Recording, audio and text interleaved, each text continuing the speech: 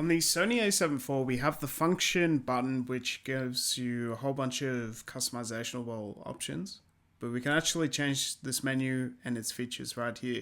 So if we go into the menu, and then we go into Operation Customize, and we find that in this last button over here. So if we go into Operation Customize, we then go into FN menu settings. As we can see, the top one, I believe, is what functions we normally have. And then right down here is other menu options that we could have too. So this is with the film, and then this is in the photography mode. So up here we got the film and photography mode.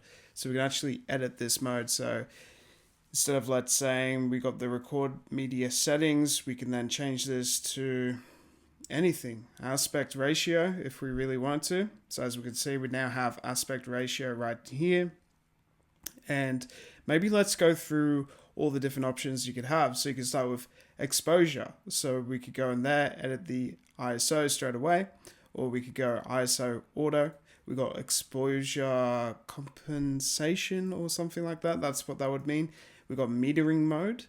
We got flash. In case you have a flash, we have white balance settings right there, or you could set priority to auto white balance just in case for a quick sort of change. You could have color and tone, so you could have different picture profiles right there, which is good. And then you got your zebra displays or zebra displays, however you like to say it. And then we can even go into autofocus or manual focus, focus areas, face and eye detections, peaking displays. We've got back to Operation Customize, touch operation. So if you want to be able to touch the screen or not, you could just pop it in there.